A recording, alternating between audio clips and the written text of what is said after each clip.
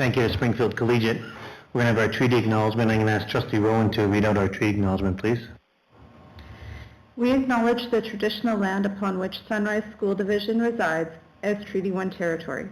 We honor our partnership with Canada's original peoples and respect the gifts of Indigenous history, culture, and language. We commit to moving forward in partnership with our communities in a spirit of collaboration and reconciliation.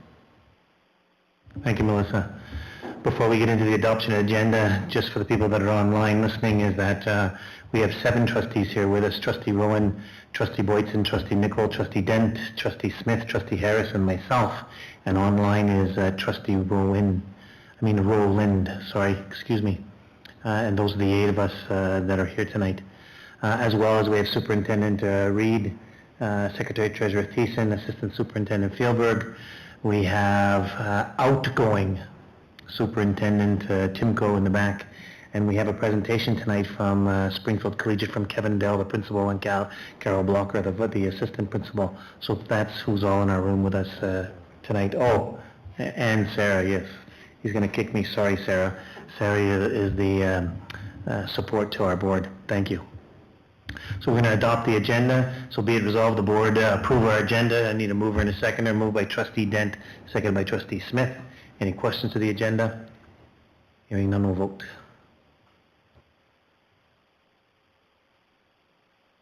Thank you, Trustee Harris. And it approved 8-0. Thank you. We talk about Chair's comments. So a reminder is that if you have any questions, please send it to jody.thiessen@sunrisesd.ca. Jody's the Secretary Treasurer.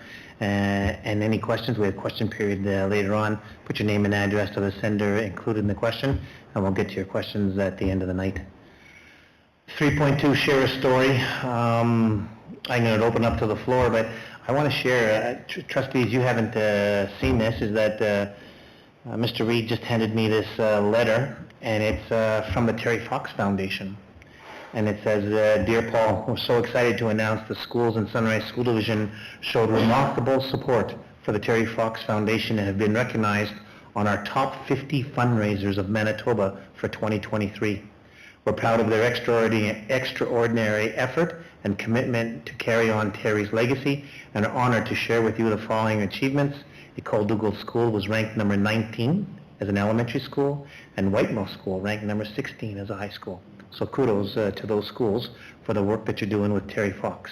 I'll share this around the room for everyone to go ahead and see, but I think that's something that if we can get off to their school principals and share that with the schools, that's a pretty big deal.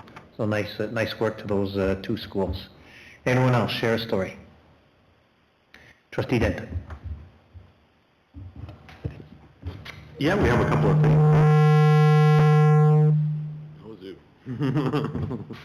Sorry about that feedback online.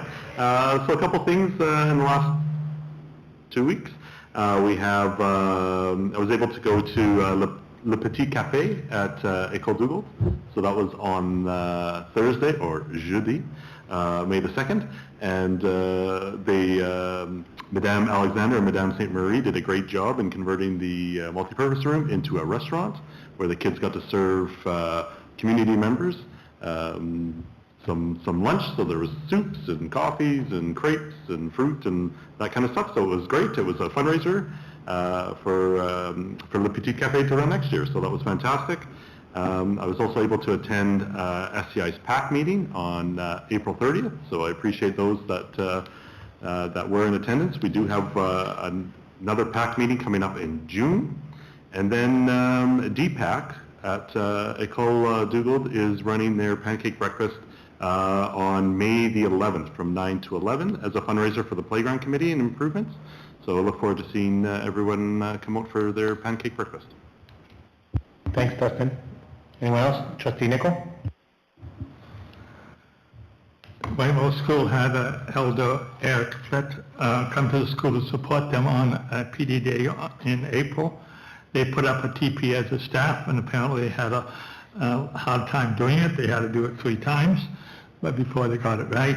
It was a great cultural learning with for staff collaboration and teamwork. Whitemouth sent a grade 11 student to a 3-day online forum with other students across Canada. The theme of the forum was politics, where politicians from across Canada would do a presentation, students would collaborate on questions given, and then share with the politicians. Our grade 11 student from Whitemouth won an award for his contribution. And today, the 11 middle year students went to Badminton crossover today, and they're hoping that their grade 6 team will come back with a banner. Also, thanks to Sarah that was able to get out the letter to the PACs in plenty of time for the meeting we had on, I think, May the 2nd, and Whitemouth PAC has already written back. You should have a letter already, is that correct? Yes. You want me to share what the letter said? Yeah. You're trying to ask me whether I got a good memory or not, is that what you said? What they said that they were really interested in coming to a PAC meeting in late October, middle October, not sooner than that, because they usually don't get together until the first part of October. And I think they said both would be okay, whether it's a Teams or in person. And they gave a list of topics, and I'm not going to go through the topics that, but they had a list of topics that they would like to share some questions they wanted to ask us. You can get it from Sarah if you're interested. Thanks, Don. Don, sorry if I put you on the spot. We had sent a letter home, just so it's clarified for everybody, we had sent a letter home about a divisional PAC meeting in the fall, and looking for some topics to send back, and thanks for sharing that. Certainly about Whitemouth School, everybody will have that opportunity to share with us. Thanks. Any other share story? Trustee Rowan. As we continue through May, we're heading into some busy times at our schools. May sees a lot of concerts and other presentations from students. In June, we will also see award ceremonies and field days and grads, so I encourage families to check their school calendars. I'd also like to thank École Dugald School, Richland Colony School, and Whitemouth School for hosting the trustees as we continued through our facility tours. All of the schools were very welcoming, and I learned a lot about what's going on within those schools. École Dugald School had their kindergarten orientation evening on Thursday, May 2nd. It was great to see all the families out learning about the school and its routines. All the kids seemed to be very excited for a quick bus ride around Dugald. École Edward Schreier School has their production of The Count of Monte Cristo coming up this Wednesday through Friday. I've got my tickets and I'm looking forward to attending. Sounds like it'll be a great performance. And finally, École Dugald School has their Nuit Blanche evening happening May 9th. This is a come-and-go event from 5:30 to 7:30. Thanks, Trustee Rowan. Anyone else? Trustee Boyton? I just want to give a shout out to our schools. As Trustee Rowan just said, there's lots of activities taking place, from plays, concerts, teas, cafes, Special Olympics, graduations, sporting events. I could go on and on. I want to give credit to the staff, the volunteers, and of course the students who make these events all happen. They are a wonderful way to showcase all the talent we have, and just kudos and huge thanks to everyone who gives us their time. Yeah, well said, Lorraine. Thank you. Anyone else? So, oh, sorry, Trustee Smith?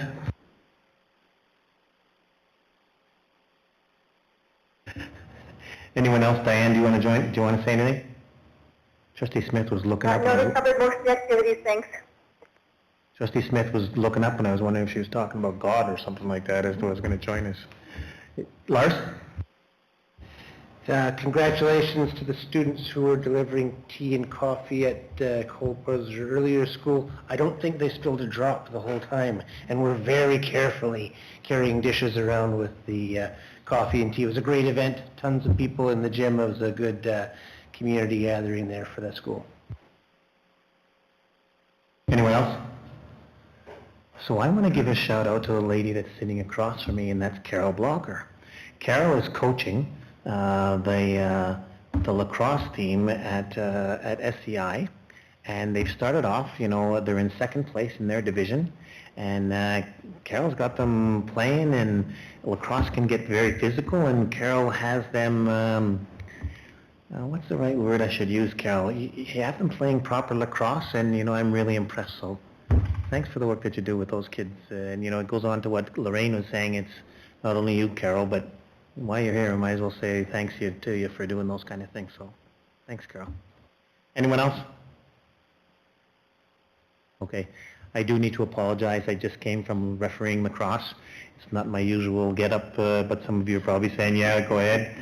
I knew I combed my hair a little bit before I walked in here, but I need to apologize for my outfit tonight. So we have a board delegation. I'm going to turn it over to you, Mr. Reed, and you can introduce our delegation.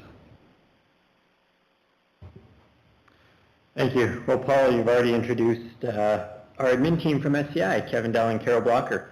And they're here to share a little bit about, one of the priorities going on at their school. Just a quick comment that, even a casual survey of the media will let us know that either provincially, nationally, internationally, student mental health is a very, very significant concern. And SCI is taking a proactive approach to supporting mental health. And they're here this evening to tell us a little bit about that.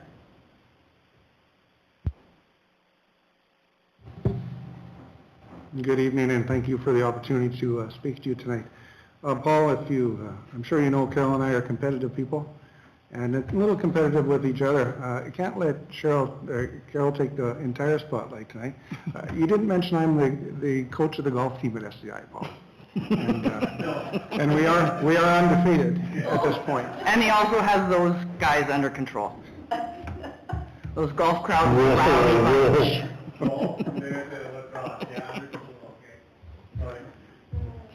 Over the last 3 years, we've noticed that students are not as engaged in school as much as we would have liked them to be, and certainly not as engaged as they were pre-COVID. Something had happened to our students, and we noticed changes in their social behaviors, in their academic needs, and in their emotional needs. Through observation, conversation, student achievement data, student attendance data, it was determined that we needed to provide intervention to help get our students back on track.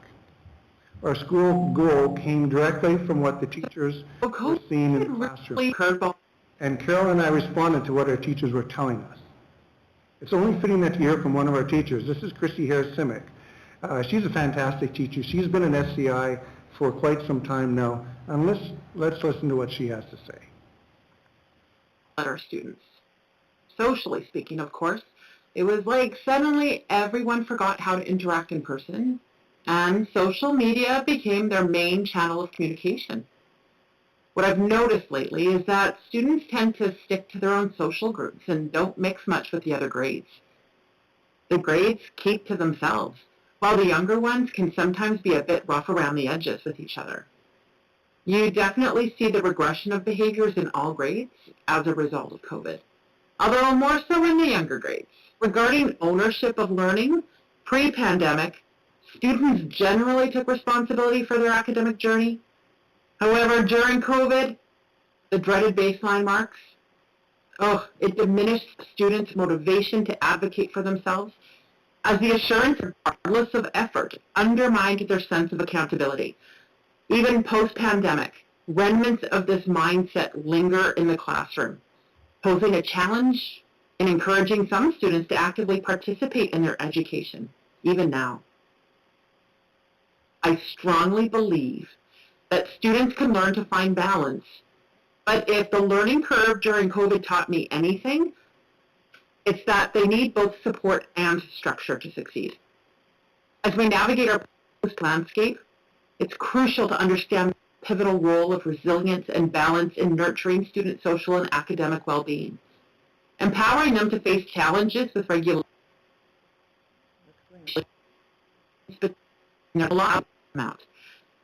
By prioritizing, we can effectively of their life in COVID and flourish both socially and academically. All right, let's also hear from Tara Lorero, who is one of our student services teachers, and let's hear what she has. My name is Tara Lorero. I'm student services teacher at Springfield Collegiate. I've been a staff member for about 25 years, and I'm really proud to talk about the efforts that the staff have put forth to support our students post-pandemic. Students are recognizing the importance of being at school on a regular basis, and to support them on making those good choices, we've implemented an attendance policy focused on students that have excessive absences. Not only has this been a good conversation between students, families, and admin, and student services, we've noticed that students have become a little bit more accountable for their learning and have access to supports if they need it. They've communicated with their teachers to ensure that they have the work that they're missing. There's still work to be done there, but it's come a long ways. Reflecting from a health perspective, it's well worth mentioning that the mental health of some of our students was a bit of a struggle after being in isolation. Adjusting to not only the academic strains, but the social aspect of school is somewhat challenging for a lot of our students. And finally, let's hear from Ella, who is one of our grade 12 students at SCI. COVID caused us to miss a lot of things, but I think we've brought my grade together a bit more. We didn't have any kind of grade 8 farewell, or we missed some band trips in middle school. And then when we created the bubbles during COVID of like who we were able to see, I think that just created big rifts between people. And so even now that the pandemic is over, people are still very stuck in their bubble. They don't like to branch out and talk to new people. They don't like to go to new places. They don't want to make new friends because they'd rather just only and exclusively talk to the people with them. And so we are somewhat unique.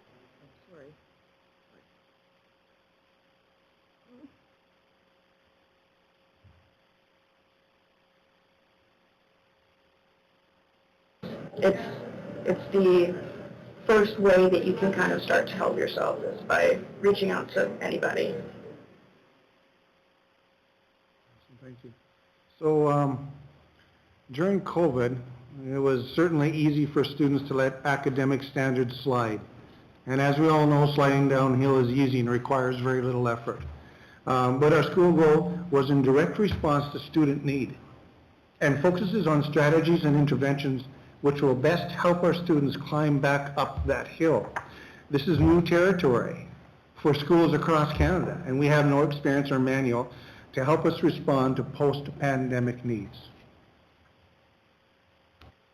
Staff recognize how traumatic COVID had been on our students. Our students are trying to learn while recovering from a traumatic experience. This is a nationwide issue. It's just not in Manitoba. It's just not in Sunrise.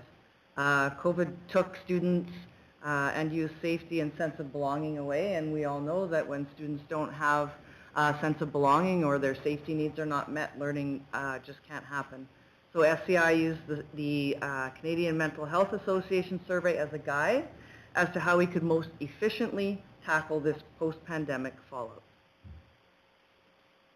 So the survey broke responses down into 5 categories, and every category gave a score out of 6.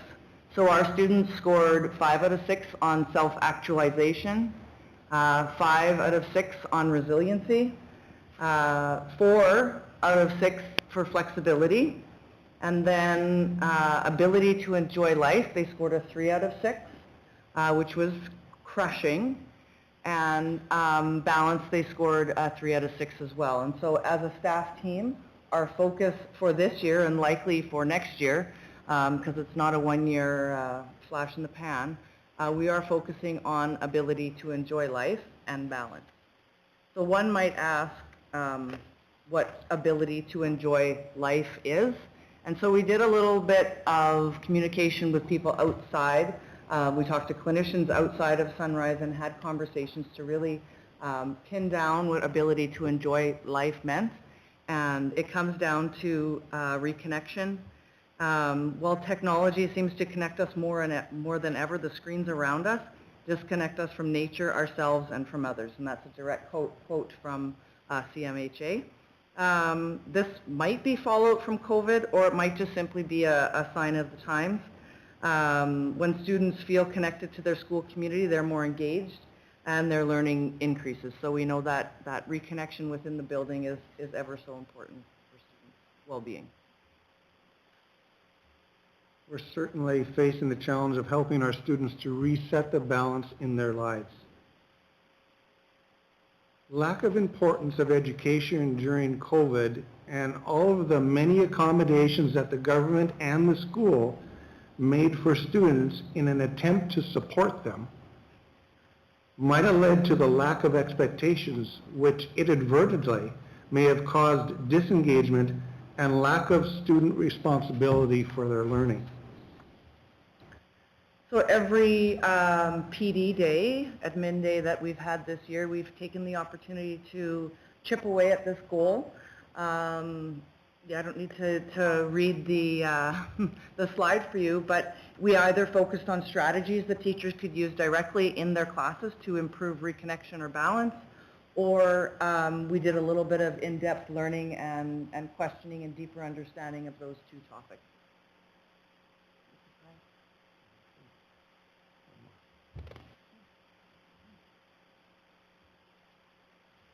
In the words of Jody Carrington, a well-known psychologist, every time you hear yourself say that kid is attention-seeking, replace it with that kid is connection-seeking, and watch how your perspective as a teacher changes. Certainly next year we'll continue with our goal of reconnection and balance. As we know, with improved mental health comes improved learning. In closing, I'd like to leave you with this pretty straightforward thought. No matter how many learning strategies we try to implement, students must first feel safe, connected, and balanced in order to learn. Thank you. Thanks, Kevin and Carol. So I'm going to jump in because I've got some questions and I didn't get to talk very much a little bit earlier. So you want to improve learning. So the measure is going to be about improving learning, but you're going to do it because you are trying to make kids safe. You're trying to certainly get them reconnected and have a balance. So how are you doing that? Because those are, I think, if I'm that's what I heard you say, is that you want to improve learning and you're going to do it through those three areas. Is that correct? Okay. So some of the things that we're doing, Paul and everyone else, is that we're giving teachers strategies to help students get reconnected and find more balance. And sometimes balance means a balance between work or home life and the schoolwork they need to do. Some of this is old-fashioned goal setting that we've been doing with students for years and years and years. So we're taking another look at goal setting. So we're really working with teachers to provide strategies to help students. And then, Paul, I don't know if you remember, but a few years ago we went to outcome-based assessment at our school, and our teachers know exactly which outcomes students are struggling in. They're looking at those outcomes where they struggle. They're examining their teaching. They're being responsive to the students. They're going back and reteaching, and that's where we're going to see the real data. I think you're talking about improved learning. So that's great. So I think are you also saying is that you're asking students to set goals, and how are you, is that what it... That's one strategy. Go ahead, Carol.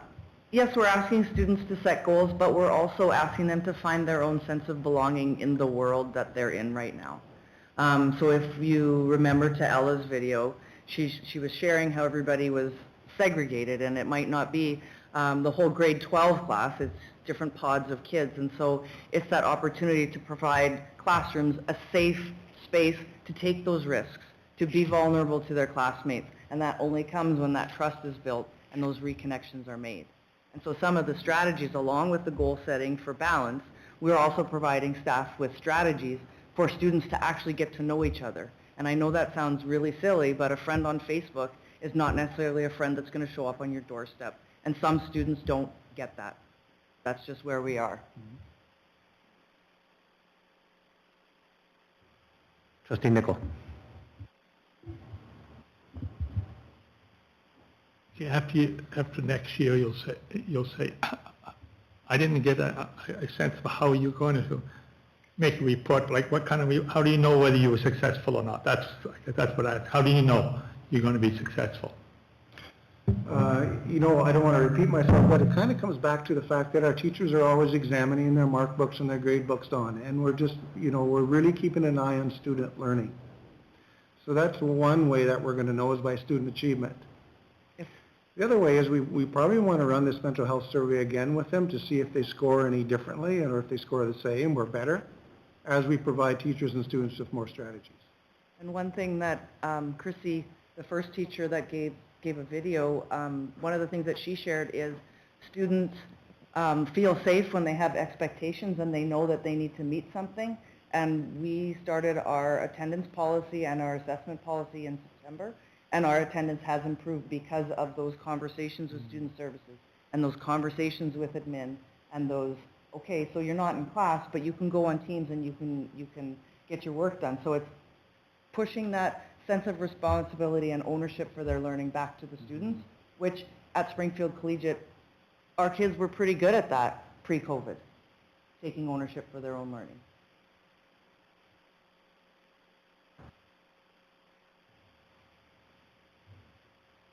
Okay, when I'm trying, okay, maybe I should be a little bit more blunt, use that word.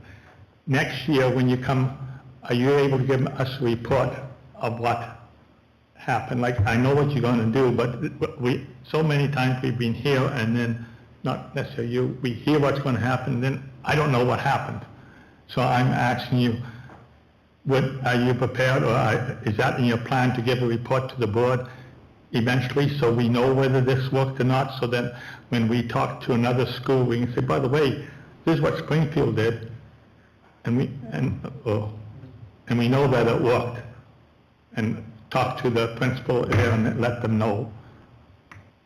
Yeah, thanks again for the question, Don, and it goes back to what I've heard Paul say in these board meetings over and over again. How do we know what we're doing is working in schools? And I think that's what you're asking. We're going to be more than prepared and excited to share what happened during the next school year.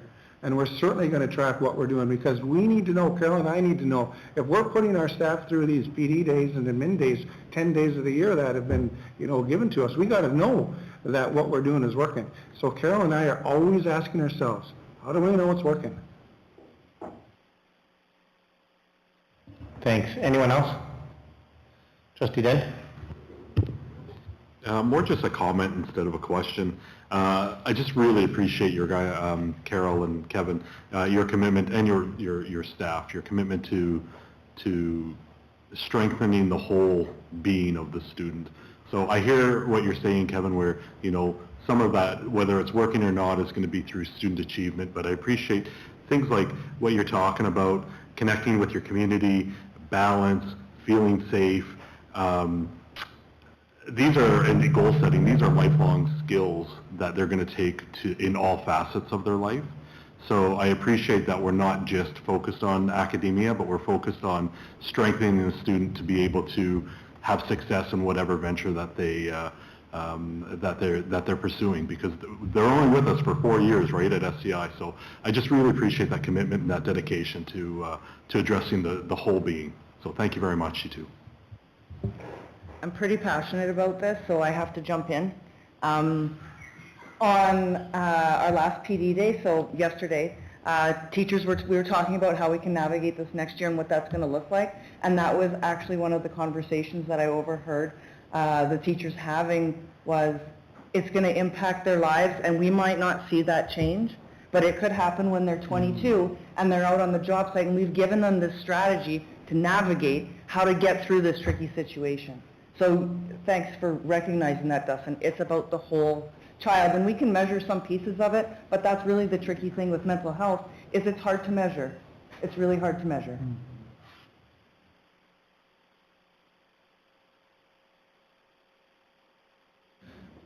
But what you're really doing, though, is you're looking at improving academics, and what you're doing is supporting it through mental health initiatives, because at the end of the day, stronger mental health kids, the coincide is that you're going to do better academically. So you're really looking at how you're doing academically, and all the strategies that you're using is going to eventually tell you, you need to tweak everything, but you're still looking at how your kids are doing. So kudos to you. Guys, anyone else? Okay. So I know it's not budget time, but I give every school an opportunity to talk to us a little bit about, as we remind ourselves, we'll be in this situation next December, January. And what are some of the things that we should always remind ourselves that are the needs at SEI? You got like 30 seconds, Kev. Paul, we actually shared this, and everyone else, we shared this presentation with our staff on the PD day. It was a good refresher for us before we started the day. And at the end of our presentation, I said you're going to be asking this question. So we actually surveyed our staff, because that's where the information should come from. It should come straight from our teachers, straight through us, straight through you. So that's what we're doing here tonight. Loud and clear, two things. More technology. It kind of blew us away. We didn't think that. They're always fighting for laptop carts. They're always fighting for a lab. Better technology, more technology. Second thing, loud and clear.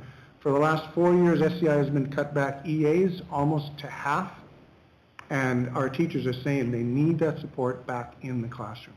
Loud and clear, those two things. Thank you.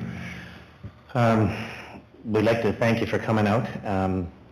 Golf team compared to lacrosse team, I don't know about that. I'm still with Carol as to the competitiveness. Hey, thank you very much for coming out and spending a little bit of time here. We appreciate that. Have I missed anybody? Any other comments? Go ahead.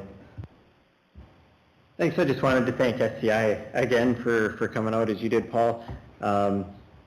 The topic of mental health, it's, you know, as the team mentioned, it's not exactly a tangible one. It's a little bit undefined, and for many schools they would find that intimidating to tackle that. And we do see actually schools avoiding that. And so bravo to the team for taking on a challenge that is difficult to define and, you know, maybe sometimes to collect data on. But I think even during the presentation we heard some of the data sources there. You know, I'm sure we're going to see SCI back next year with updated mental health survey results. We've already heard that it's impacting attendance in a positive way, and you know that's a data measure that we can use. I won't be surprised if they can come back with some suspension data for us, or course pass rates, or credit attainment. I think we'll see improvement in all of these areas as, you know, student mental health and engagement and participation in school and school activities and in class activities, you know, improves. So I think there are tangible measures there that, you know, we will see, and I'm sure the team will bring that back for us. So, yeah. Thanks for the two of you, and we appreciate it. And of course, now that you're going to stay for the rest of our meeting, I understand, so we'll see you. Anyways, thanks very much, guys. Kidding aside. Thanks. We have minutes to adopt of our April 16th meeting. Be it resolved, the board adopt the April 16th regular board meeting minutes. I need a mover and a seconder. Moved by trustee Rowan, seconded by trustee Nichol. Any questions to those minutes of April the 16th? Hearing none, we'll vote.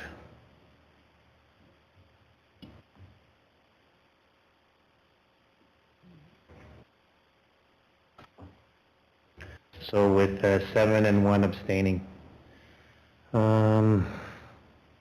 We also have minutes from the special board meeting on April the 23rd.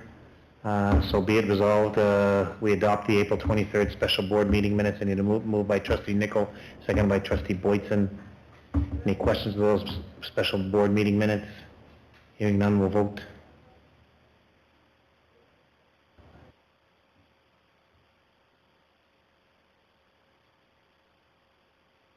It passed 8-0. Thank you for that. We also had a special board meeting on April the 30th. So be it resolved, the board adopt the April 30th special board meeting minutes. Need a mover and a seconder. Moved by trustee Smith, seconded by trustee Rowan. Any questions of those? Hearing none, we'll vote, please.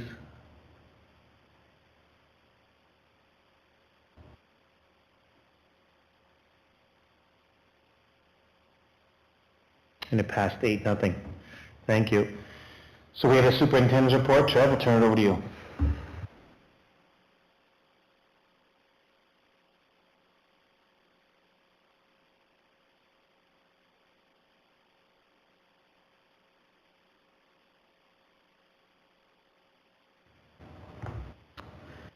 Yeah, so you've got the written report there, it's attached to the agenda, just a couple highlights.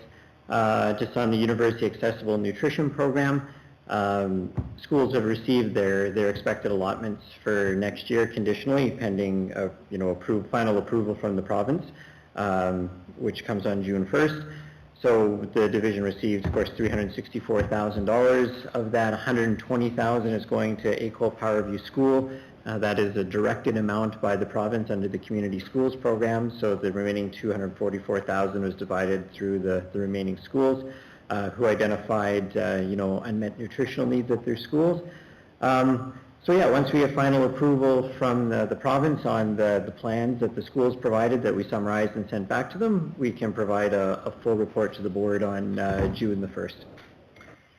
As we previously have communicated, École Powerview School is part of the community schools program this year. There have been a couple of meetings, one that's already occurred, another one upcoming that are, we're learning a little bit more about the program. So there was an online meeting with all the schools that are new to the program on April 25th that the school administration, as well as myself, were able to participate in. And then reps from the community schools program will be out at École Powerview School at the end of May, and I'll be in attendance at that. So we'll get some really good information there about what that needs to look like.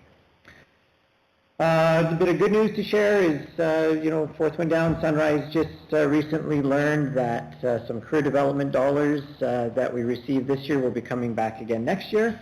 So that's great news because it allows us to hire an additional 0.6 FTE career development teacher for the next school year, who will have a focus on supporting middle years classrooms, both students and teachers, in career exploration.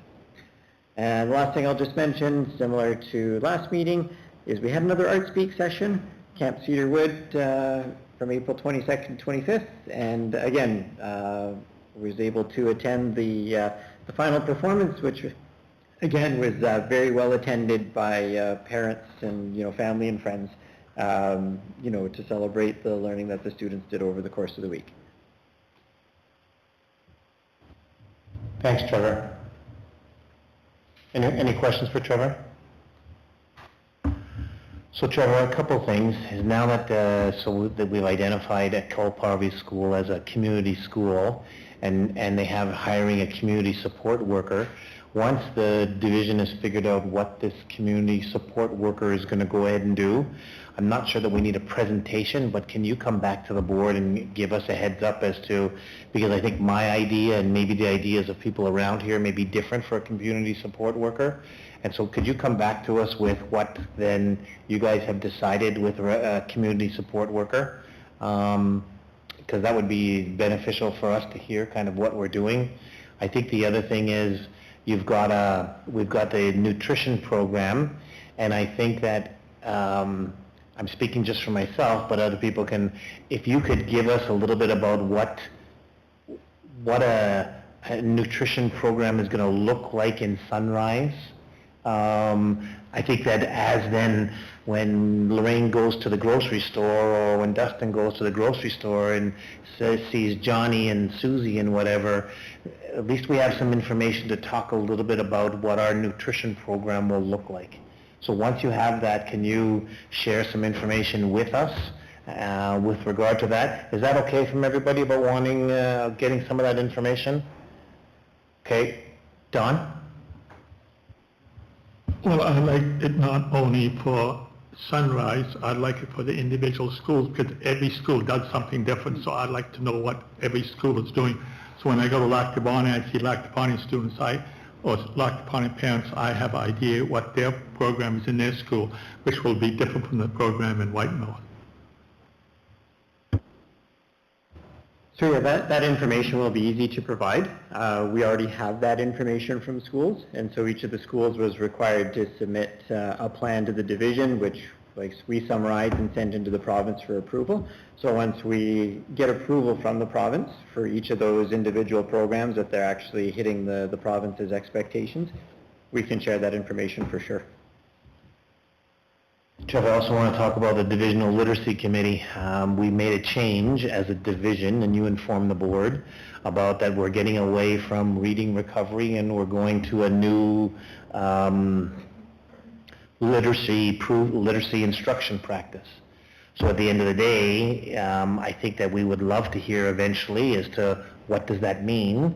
And I guess the question will be is that how do we know it's working? So maybe this is something near the end of the year, or again, we've changed from a program, and then, not that I'm trying to pile stuff on, but as we're changing, I guess we're always looking for, is kind of what Kevin talked about, you know, and what you, Don, talked about, is that if we're changing something, is it working?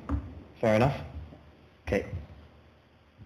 So the timing of your question is relevant because just before we came into the meeting tonight, Lars and I were actually having a conversation where he was working with a technology group today on a data collection tool to collect data, literacy data across all of our schools in the division. And so he was actually mentioning that sometime before the end of the school year, we should update the board on the literacy data tool that the school division is developing. That will be universal across all of our schools and all of our classrooms. And I guess the other thing is that I see on your report, which is great, I really appreciate it, we've got more career development time. But at the end of the day, I want to know is what is this person doing, and is what this person doing from you telling us, is it working? Just because we have a career development person doesn't necessarily know as to what is the goal of the, you know, eventually of the career development person, and what are some of the things that you see that is working, because as of right now, I couldn't tell you as to what it is, and I'm looking around some of the faces around this room, and they're blank, and so I think that we would probably want to know. It's great that we got more money to go ahead and do it. I guess the question is, supporting middle years classrooms, all right, with what goal in mind at the end of the day? So we're always looking for a great, you know what? Yeah, I'm glad that and sharing that information, but at the end of the day, is it working or what are we doing? Fair? Okay. Anyone else? Trustee Boyton? And just my only other question, it would be on that career development position, it's only for the 1 year, so then next year the funding won't be there, right? So it's just a 1-year experiment? That's a great question. This is provincial dollars that were given to school divisions across the province, lump sum, and sort of directed with the youth. Just quick comments on, you know, middle years career development. It's really at this time, it's about, you know, speaking to kids, making them aware of what future options might be, you know, not directing them necessarily to, you know, one profession or occupation, but, you know, presenting a menu of options to them. We'll look to see, you know, how do we measure or not that's successful. There might be a 10-year lag on some of that data in terms of what, you know, kids have actually done. But, you know, getting some responses, you know, from kids in terms of do they have a greater awareness of, you know, what options are available to them beyond, you know, maybe the traditional university, you know, type of approach to, you know, developing a career. But we currently have a 0.4, or we have part-time, we have somebody part-time right now, right? And they primarily work in the high schools? Okay. And so that, I guess, Lorraine, that is the money that we've put aside to go ahead and do that. Whether the 0.6 will always be around, great question. Go ahead. No, actually the 0.6 position that's allocated to high schools, again, is provincial dollars. And so that's, a grant that comes from the province for career development. The last 2 years, the province has doubled that amount to allow us to double the staffing that we provide to schools. Thanks for clarifying. Anyone else for Trevor? Okay, so I see a draft reporting schedule, and of course, Trevor, I need to be really careful because I just asked you to do like 100 things, and I see it that it's there for information, and Kathy reminded me all the time. Paul, remember, this is the reporting schedule as to where you are, but it's just good information, but it's there. Anything that you want to talk about, Trev? No, just for information this month. Maybe the one thing I will mention is we are still waiting on some provincial data for our grade 3 and 4, and that's several meetings overdue. And next meeting, you know, we hope to bring the 7-8 provincial data, but again, that all hinges on the fact whether or not the province posts that and makes it available to us. I do believe that we have reports, though, coming near the end of the year. What are the, refresh my memory, I'm looking at it here, what are the reports that we're doing with regard to programs?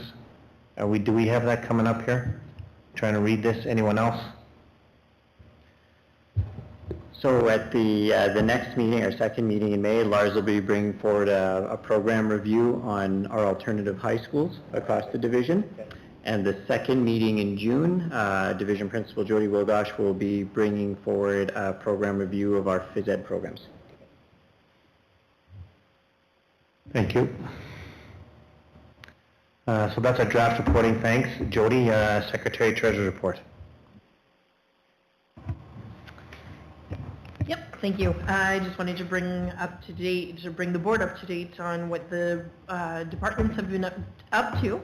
Finance has been busy working on March year end, as well as getting ready for the next 2 months.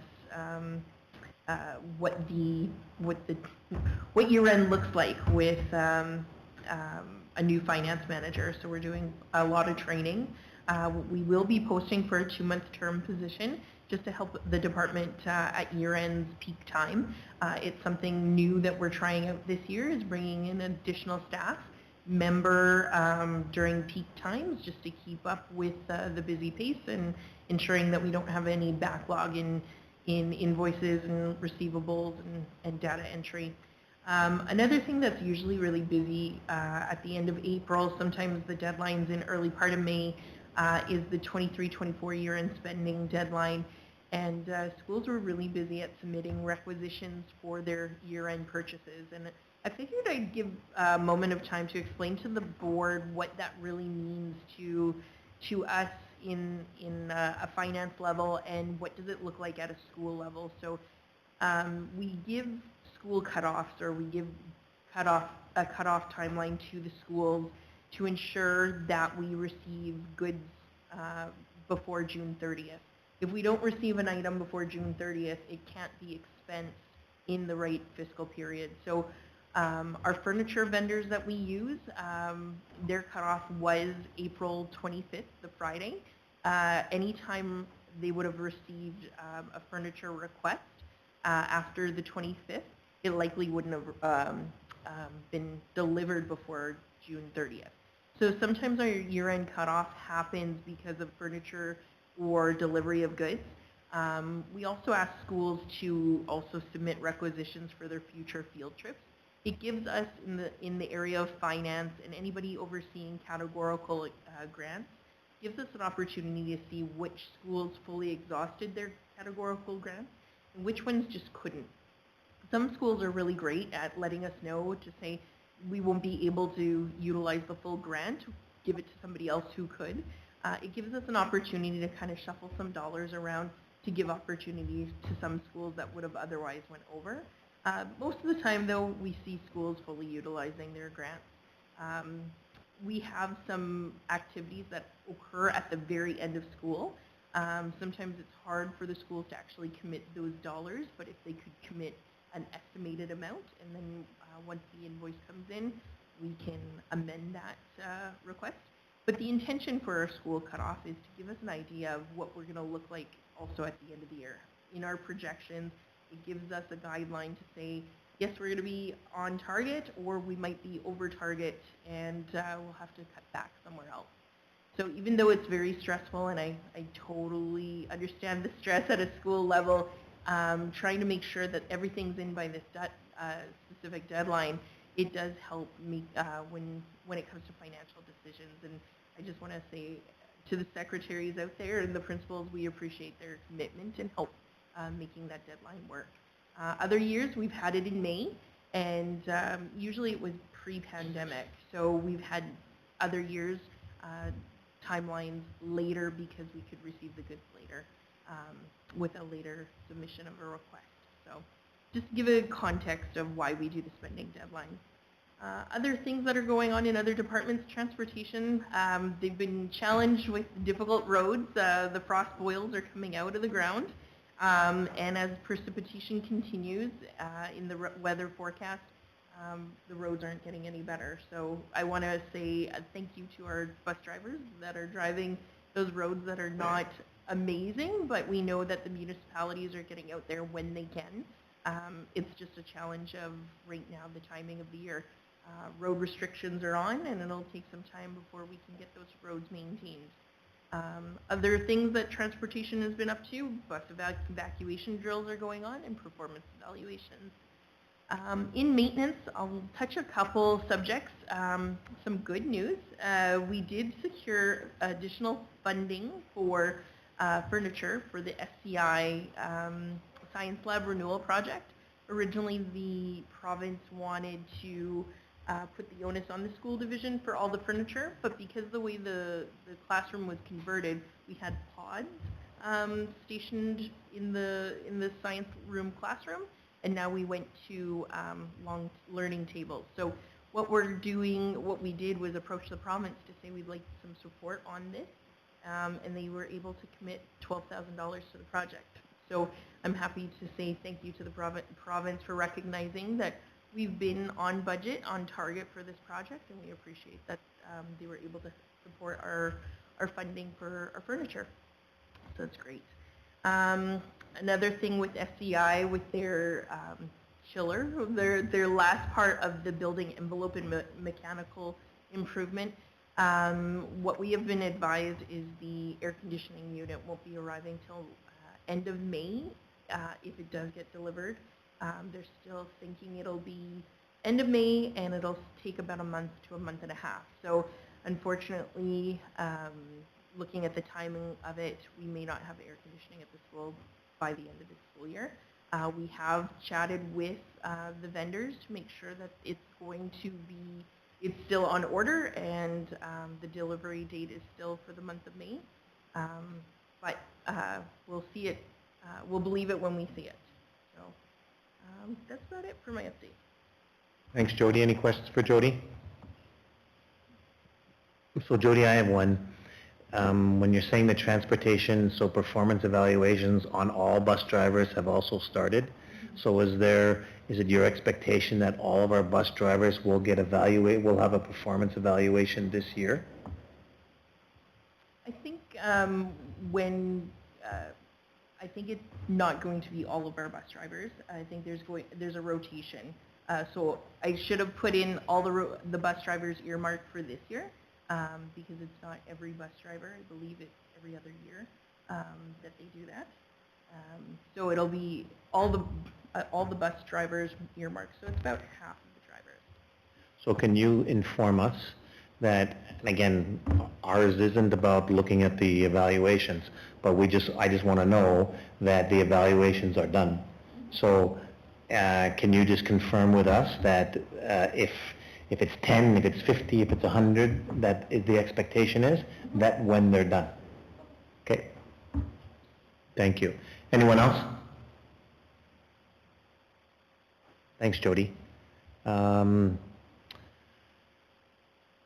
So let's move on to our monthly enrollment. It's there for information for people. Anybody want to comment on the monthly enrollment? 8.1, Trevor? I just have a quick comment on that. I would assume, and I'm just looking back on the previous ones that I've been involved with and a little bit past, it's usually a pretty static, report. But it's worth noting that the early years school here in Beausejour actually took in 12 new registrations in the month of April. And so, just very unusual, and not sure what that's a reflection of, but there was 12 new intakes into the Beausejour early years school this month. Thanks, Trev. Okay, so monthly enrollment, school carryover. I think this is you, Jody. I think it's explanatory, but go ahead. Yeah, it's part of our draft reporting schedule that I report to the board last year, about June. Schools come and request to carry over anything above 3%. I just wanted to report on the schools. I have Gillis, Cole Beausejour Early Years, as well as Grafton Colony School. Those schools requested and also had a carryover greater than 3%. So just a report that they have spent the dollars on what they intended to. The only change for Grafton School, it They intended to purchase gym mats, but they identified the mats were much more expensive than the originally thought, so instead they purchased gym equipment instead. So other than that, there were 2 additional schools that did report or did request carryover, but they did not at the end have a carryover. They ended up in a deficit instead. Thank you. Any questions? Any questions here for Jody? Okay. Strat plan review. Hopefully this doesn't mean that I was supposed to review something, Trev, so go ahead.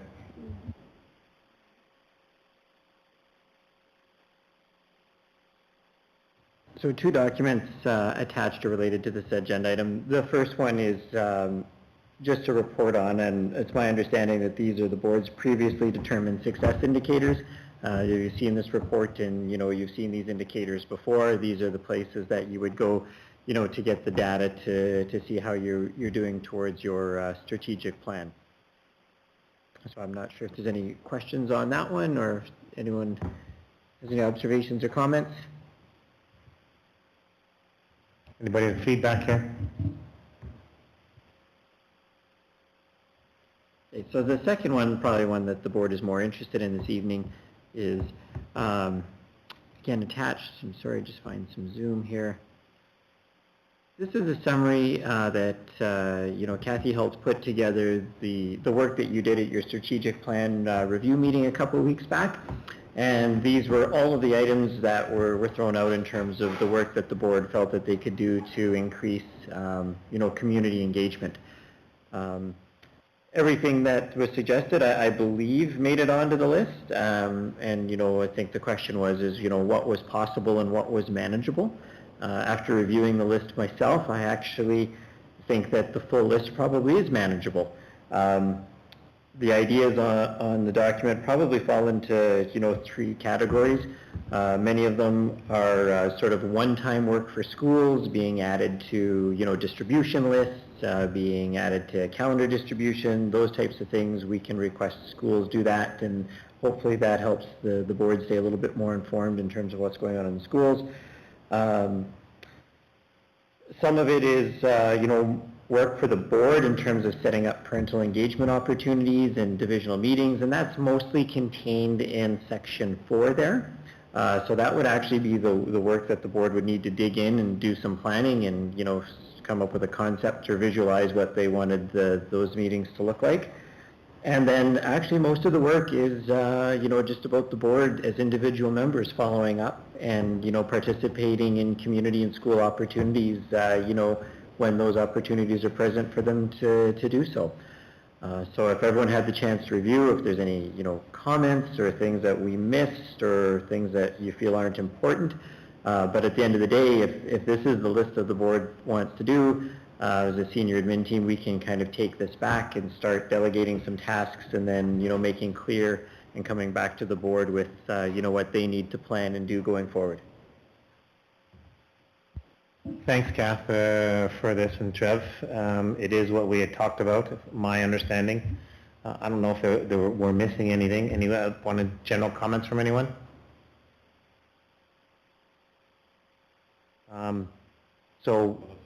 Sorry, Melissa?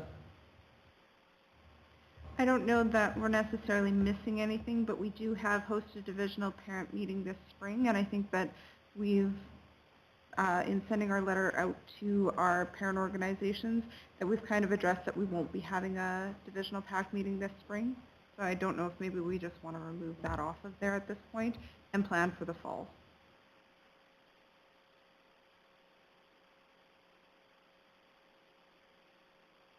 Okay, gotcha. Thank you. Yeah. It's probably not something that's there.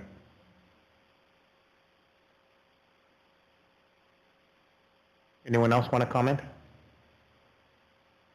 Are there things that we're doing that other trustees can share with others with regard to community engagement? And again, a lot of you are active in your schools by going to do things.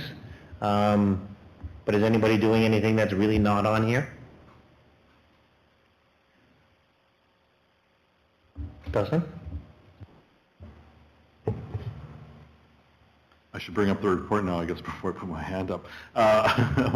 One thing that I find with community engagement that's easy for myself as a trustee to connect with families is sporting events. So like at the local rink, I've never seen the rink as busy as it is when either the girls or the boys high school hockey team is in the playoffs. You cannot find a parking spot for love or money. And people are willing to chat, people are excited, people are giving ideas. It's true, we've talked before about kind of identifying ourselves as a trustee so people know to approach us. I think like Melissa does such a great job in the community as well, getting her name and face out there. I think people kind of hopefully see both of us as a beacon, just they kind of know who we are now and so that we're approachable. But I will say those kind of events that they're running is very critical. And I think oftentimes too, and again, I'll give kudos to Melissa when they're doing fundraisers, like I had mentioned earlier in the Share a Story that they're doing a fundraiser at École Dougald for the Pancake Breakfast. SCI certainly has done that as well. It's connecting with, when we think of connecting with our schools, we oftentimes think of administration and maybe teachers. It's the people from the bus garages, the custodians, they come out too, and their voices are important as well for us to hear, and those are great opportunities. And I feel anyway that if they feel validated, they're going to share that within the community as well and pass that message along. So though it's not necessarily always direct contact with our community members, though we do have that at band concert times and teas and stuff like that, I feel still that it's through word of mouth of people that are feeling appreciative of their working space and environment, that still resonates with our community. So, anyway. Thanks, Dustin. Don? From my experience, I find that going to school events is great, but there's only, in Whitemore, there's only about 20% of the residents are parents. So there's 80% that I'm missing if I just go to school events. So I really make more of a point to go to community events, because I want to get the whole community. I want to see that the 80% that are not parents. So I'm just saying that's not just the school events that I like to go to. I like to go to the community events too, which I think is more valuable to me than the school events.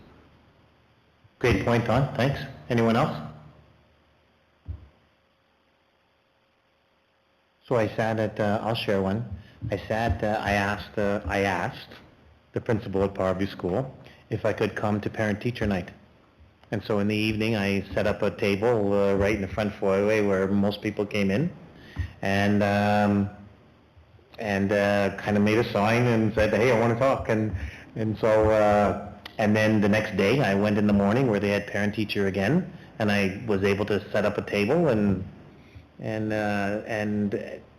kind of had a chat with parents. Unfortunately, the attendance for the high school there wasn't thousands of people, but for the people that I got there, I got an opportunity to go ahead and do that. It's just, again, I was just trying to find another way of trying to engage with community. So, and Don's right, it's really about going to as many community events as possible. Anybody else want to add anything? Okay, so we've got a list. So I think the next step, Trev, is really certainly, I think the list is really about what are some of the things that each trustee is going ahead and doing. What is a thing as to what collectively we need to be going ahead and doing. Is that fair? Kath, did you want to add anything to this? So I do think, when it talks about their person responsible, I think that we need to start putting our names to some of these kind of things and talking about some of the things that we're looking at going ahead and doing. I think that we may also want to give an opportunity at board meetings to talk when people are engaging with the public, to talk a little bit about some of the ways, that we are engaging with the public, to go ahead and share as much as possible. So let's think about that as well. Thanks very much, Kath. Thanks, Trevor, on this. Missing anyone? Go ahead.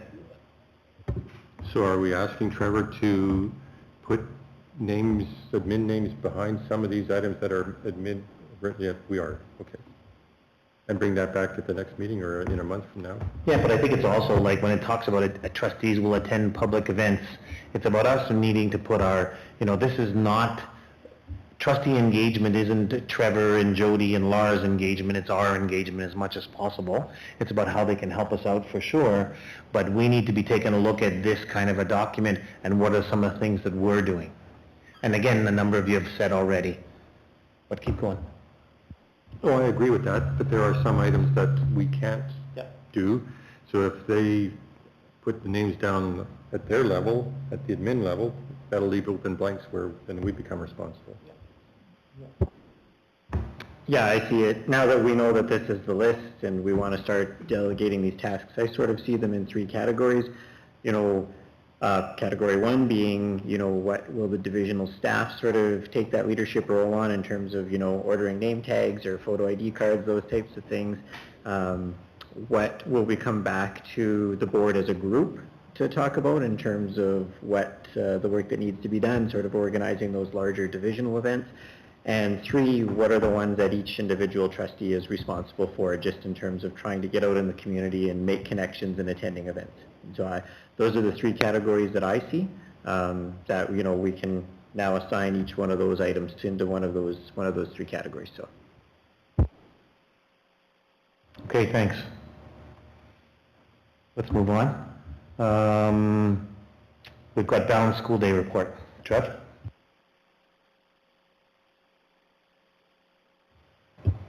So again, a report that I think you would be familiar with. It's an annual report that comes up, so I don't feel like I need to go back into all the details of a balanced school day. What's a little bit different this year is you have 3 schools coming up for renewal, because when a school is approved for the balanced school day, there's a finite term on that needs to be reviewed. So you've got École Beaujeu Early Years, Centennial School, and Hazel Ridge School that are all up for renewal. As well, this year you're going to get a new request from École Powerview School, so they'll be requesting to implement the balanced school day for their K-6 students for the 24-25 school year, so they're currently working through that process. And I'll actually be out at Powerview School tomorrow morning for a meeting with school admin to help them with this request and walk through the details and make sure that they've considered everything that they need to consider. Motions to support the renewal of the existing schools and the implementation, of the new school, will be coming to the board on May 21st. Any questions for Trev? So Trev, the only thing that I would add is that in École Powerview School, we'll be requesting to implement a balanced school day for K-6. Can we put K-6 in there? There is some discussions about some other things that are going on, but if it's K-6, is that we're going to implement it for K-6? Okay. Yeah, so that was a communication error on my part. I had assumed that they were implementing it across the school, and when I was having some conversations with them this week, it came out clear that they're looking at implementing it for K-6. So. Melissa? If I recall correctly, last year we were given a report that said that OBE was looking into it. Are they still considering it as an option and looking at it? Obviously they're not putting the motion forward, but I'm just curious if they're still taking steps to look into that process and decide if it's the right fit for them. I haven't had any conversation with the school admin, on that. When I was putting this together report, I saw that as well, that they had on last year's report that they were considering it. What I can certainly do though is I can reach out to the school admin and get an update, and when we come back and present the motions, just give an update to the board at the next meeting in terms of where they're at.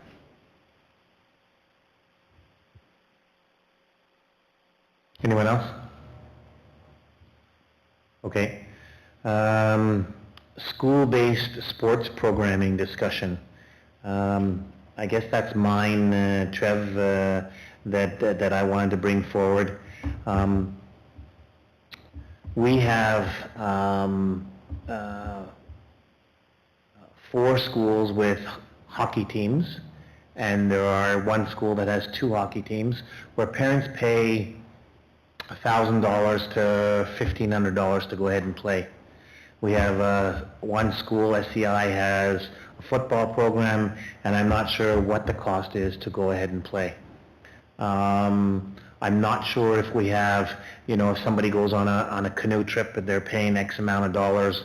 I'm really looking at something that's over a period of time, and it could be even the cheer program at Edward Schreier. I'm not sure if people are paying dollars of a cheer program. But what happened is I've been contacted by two different schools, of parents of two different schools, and saying is that, hey, you know what, we pay, $1,000, $1,700 to play, and yet we're not getting any accounting back. Now, I'm going to say part of that is that I've coached high school hockey for the last 2 years, and have we told the parents at the end of the day, kind of where their $1,200 went to, or if there was a whole bunch of money left over, does the money go back to parents? Because we've never talked about that. So I just think that now there's been some parents from schools, and I said, well, you need to go and talk to your school administrators. But I think that what I'm trying to get to the board and then asking Trevor, and again, I think that the board needs to say that it's okay for Trevor to do this, is that I think our teams and our school programs that are charging parents a fair bit of money have accountability back to our parents. And so, do you know what, if it costs $1,200, and did you decide that no matter what, that $1,200 was going to go to the school if there was money left over? Or if it costs $1,200 and there's money left over, is it going back to parents? I don't know how all individual schools are talking about, but I think that we should be getting back to the parents with regard to that. Can I just open that up for a discussion and see if, am I off base with anybody? Dawn? Well, I agree with 100%. I thought that would be done. To me, that would just be common sense. So if it's not being done, then I think we should be doing it. So I'm guilty of it because the last 2 years, my team, we didn't do it, and this year we didn't do it either. But I do think that we should be doing it to getting back to parents as to where they are. And again, it's my team, but it's the school administrators through the staff should be. So I think that the question is, Trev, if we've got heads knocking around about going ahead and doing that, can you look into that and see about how we can get information back? Because one of the schools, it's not Powerview, has called me and said, hey, they co-op with another school, and that money doesn't go back to a Sunrise school. So I guess I'm talking in code. I better not talk in code. We co-op with Pinawa. In Lactabani and Pinawa co-ops together. Pinawa is really holding the purse strings. If there's money left over, the money stays in Pinawa. There's an awful lot of Lactabani parents are saying, why is that going on?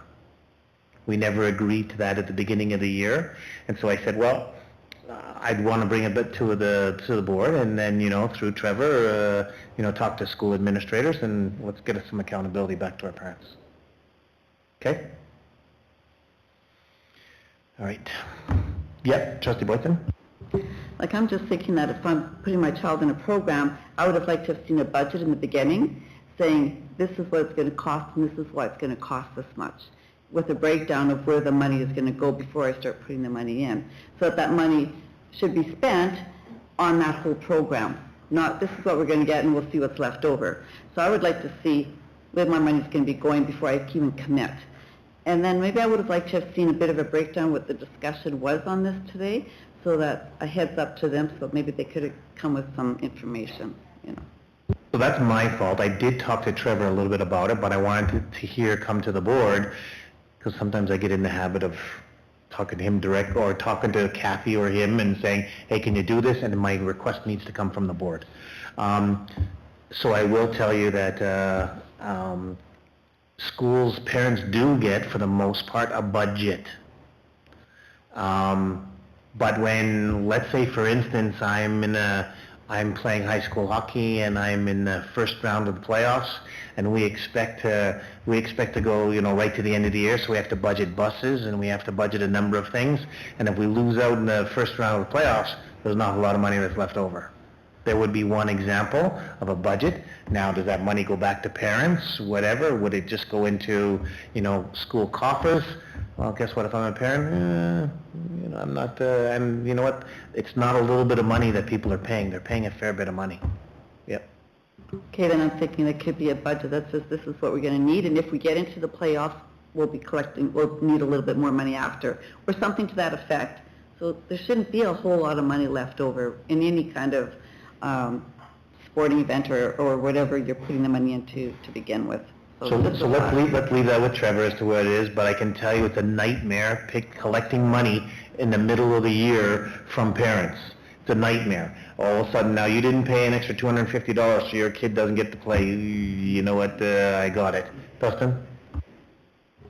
Yeah, I was just going to say to the comment about, whether if there's excess money, whether that stays in our hoppers for the following year. A couple of months ago when we were talking about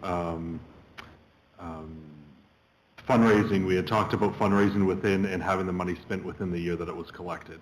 So I think we should, if we're talking about registration, if there is extra dollars, I think we really need to be consistent with that policy. Good guidance you're giving to Trevor. Perfect. Alicia? Mine's from the Hockey Association, from my kids. I remembered we paid X amount of money, we got a budget at the beginning, and because they didn't make it into the playoffs, we got X amount of money back. But that was the Hockey Association, so I'm guessing the school doesn't do it that way. Okay, I think though that we've given Trevor some clear information, and Trevor can come back to us with that from there. Fair enough? Okay. 8.6, so we've got a NOLA school field trip. So be it resolved that the board approve in principle a NOLA school field trip to the Coronation Bowling Center and the Forks and sleep over at a NOLA school June 19th and 20th, subject to superintendent's final approval. Then mover and a seconder. Moved by trustee Boyson, seconded by trustee Rowan. Any questions? Hearing none, we'll vote.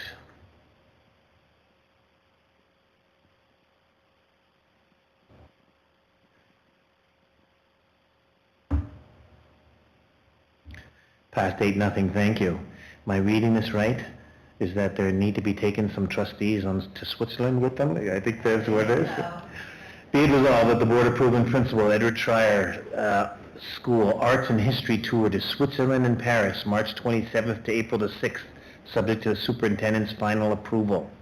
Need a mover and a seconder. Moved by trustee Harris, seconded by trustee Smith. Any questions to this?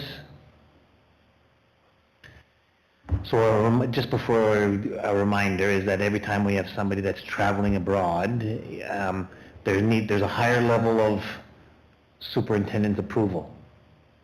A higher level of superintendent's approval is depending on what life is going on in Switzerland and Paris and around the world and travel and those kind of things.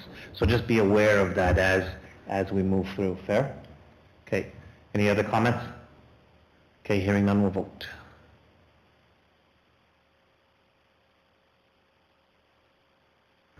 Guess we're voting on some trustees to be going to take a look at this, eh? Yeah. I think we're into committee reports now. Our policy committee. Trustee Nichol, anything to talk about our policy committee? No, all the information is there. Next meeting is on Monday. Just to let you know that when we go over and change any wording in the procedure, we don't take it back to the board. So if it's policy, we take it back to the board. Procedures, we don't. So if you look in the minutes, in the procedure that we did get rid of 3 procedures, the reason for that is that we combined it with another procedure. One of the procedures just had one dealing with staff, and then the other one had dealing with support staff, so we just put it all together. But according to our policy, that doesn't have to be taken back to the board. I'm just giving you for information, and you probably would have known that if you had, and we do expecting you to read the minutes. So. No, I think it's a good comment, Don, to go ahead and do that sharing. People have a chance to read it, and so certainly for the understanding. Thanks, Don, for that. So, and then we have finance, trustee Boyton, anything with regard to finance you want to add? No, our last meeting was basically just for the check register. Our finance department was busy working on their year end, so the next meeting will be getting the March statements. And Jody will probably talk about some of the difficulties that they've been having that has kind of prolonged the April reports.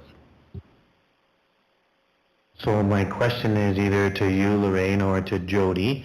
Jody, we're still forecasting a deficit, correct?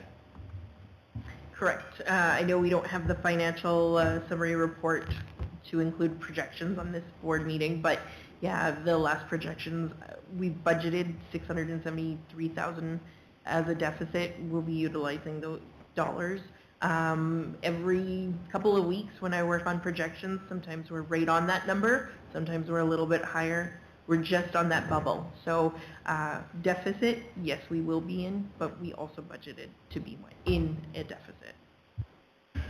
So my question, Jody, is we've budgeted a deficit, but if our spending doesn't have to happen, I'm not sure if this board has ever given direction to it, but if we have money that we don't need to spend, like for instance, I know at the end of the year, it's always spend it in your budget or you're going to lose it, but if we're budgeting for a deficit, are we then trying to, if we don't have to spend money, are we, what's the word I'm looking for?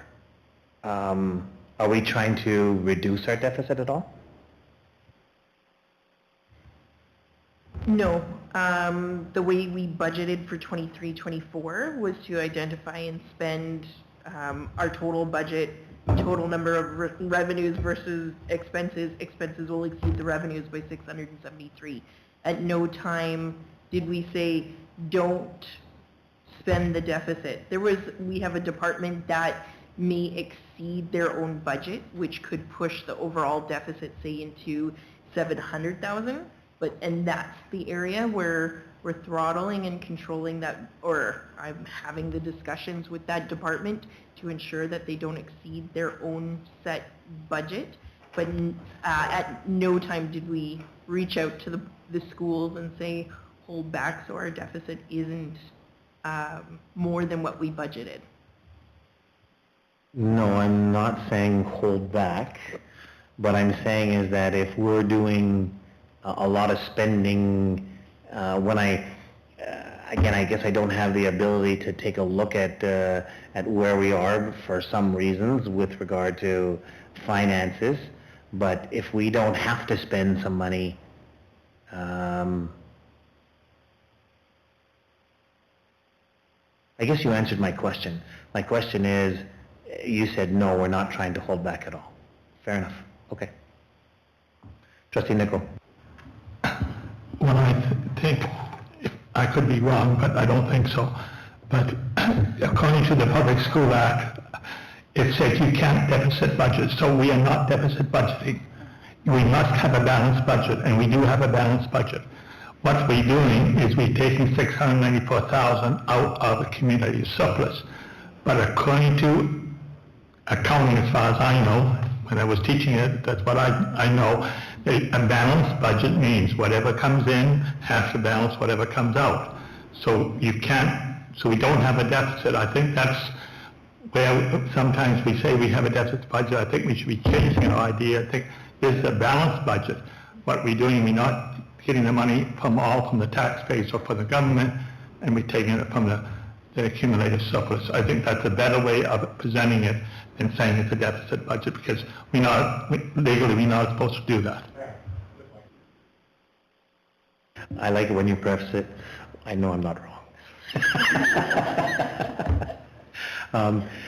Trustee Boyton? I was just going to say, I get where you're coming from, but at the same time, most of our money is in staffing, and the other amount of money is probably in school. So if Finola hasn't spent all their money, but all the other schools have spent theirs, I'm not expecting them to not spend theirs now, or us to go and say, okay, you can't have the rest of yours. So it's kind of difficult to claw back at this stage in the game. You know, they've probably got plans to spend that money, so we'll be on track for what we planned, what we budgeted. Yeah, I don't think that I'm wanting schools to claw back at all. Okay. Okay. But let me ask you, so one more question. If a department, so I guess currently right now, is that if a department, I'm going to choose, what's the easiest one? Maintenance. If maintenance is looking to go over budget, currently right now with our policies, they do not have to come to the board. You can sanction that. Yeah, well, there's some level of discretionary spending on improvements to the schools. We could defer them into another fiscal period. It's always brought forward to the Finance Committee where departments are and where they're sitting. I think when it comes to putting constraints or authorization for school departments, it will be in a report of some nature that it'll be advised to the board that this is what's happening, or it's been advised to change what the department's doing to stay within the parameters that the board has set for a budget. Right now, we don't have a policy, because we make policy with regard to if a department wants to go over budget, then they have to come to the board. As of right now, they could go over budget. Anyway, something for us to think about, but I just wanted to make sure I understood kind of where we stood. Thank you. Anything else then with regard, we have to pass a check register, so be it resolved, the board received the March 2024 check register with a total amount of checks at $6,351,012.45 reviewed on April 18th by the Finance Committee for information as submitted. Moved by Trustee Boytson, seconded by Trustee Dent. Any questions to this? Okay, hearing none, we'll vote.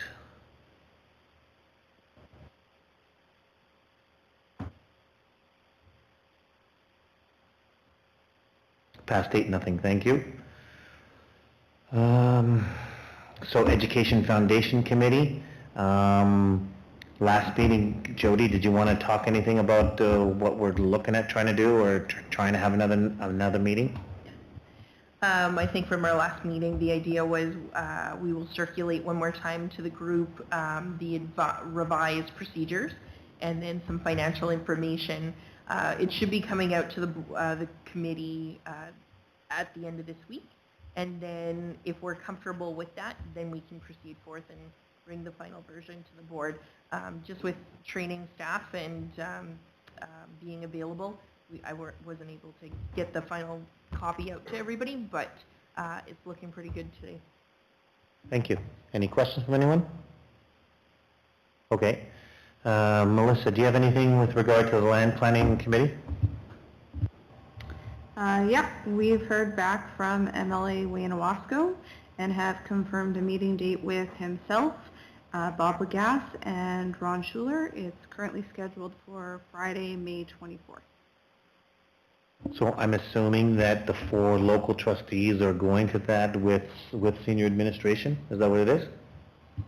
Yes, and we will be meeting beforehand to compile some questions that we want to make sure that we ask. So even still, can you just share those questions with the rest of the board as to where it is, and so we can have another pair of eyes? But I think that's great. No? We are meeting just before the meeting, so that'll be a little bit tight.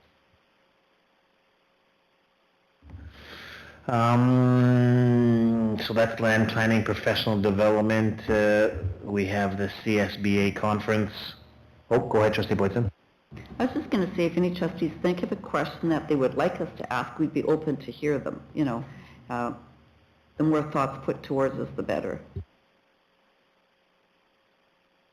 Additionally, we can share the questions after the fact, so that if anybody wants to add anything for our potential second meeting that'll happen potentially with another minister, we could get feedback as far as if we should be adding anything for that meeting. My only question would be, and and wanting to make sure that we're having the conversation is, we know we're growing in the Oak Bank area.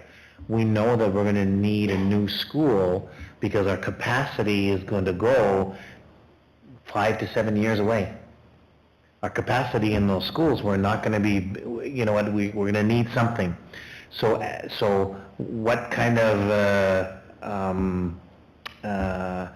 pressure can we get from the government? What kind of and support from our MOAs?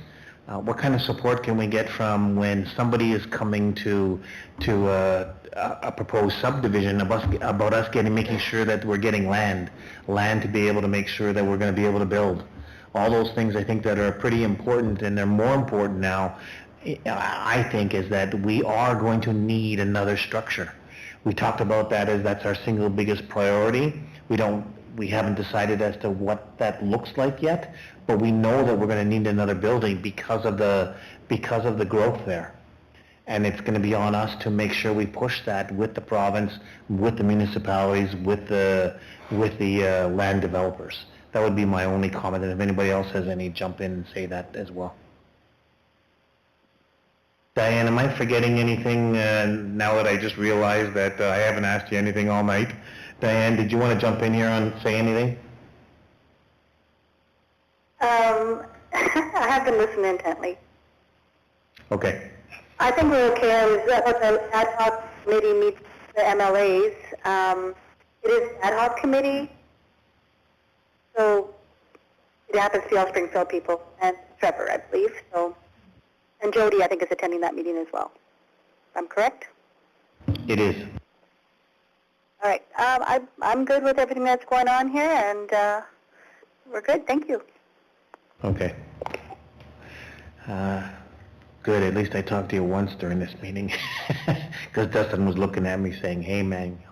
So we have a lot of nice to know information that's there that you can read certainly for yourselves. There's a lot of good things that are going on in our schools, and I think Trustee Boyton talked about it earlier about thanking our staff for all the work that they're doing with our kids. We have upcoming regular board meetings on May 21st and June the 4th. We're also getting into a lot of, I think Dustin, you talked about it, a lot of band concerts and a lot of year-end, whether it's drama productions and, graduations and those kind of things. And we certainly want to be able to get to those as many as possible. There's information certainly that's there. Have we got a press release? Sorry, I didn't read this press release, but do we have a press release out about what happened yesterday? Or is that, what's the information that's going out? We haven't done anything with that at all? About the election? Well, that's election officer's job, not our job. We're supposed to keep out of it. Are we not going to post on our website? Is that, it's already on there? Okay, thank you. So it's on our website. Thanks for doing that. We didn't have to move into in-camera because Trustee Harris was so efficient at going ahead and taking care of the in-camera. Part of that was because Manga wasn't there to talk, and so that was good. Do we have any questions, Jody, from the public? No, all quiet. So I guess we're good? We're adjourned then? Oh, that's right. Okay, so we're adjourned. We're going to turn public off, and we'll sit around here for some feedback. Thank you.